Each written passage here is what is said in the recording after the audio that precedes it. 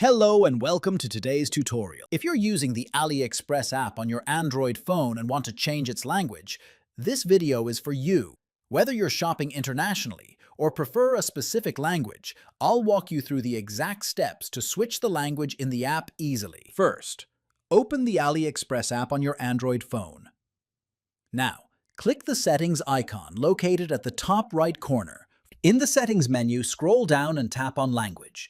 Now choose your preferred language from the list shown.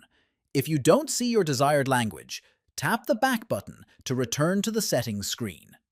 Next, tap on Ship To. Change the shipping country to one that uses the language you want.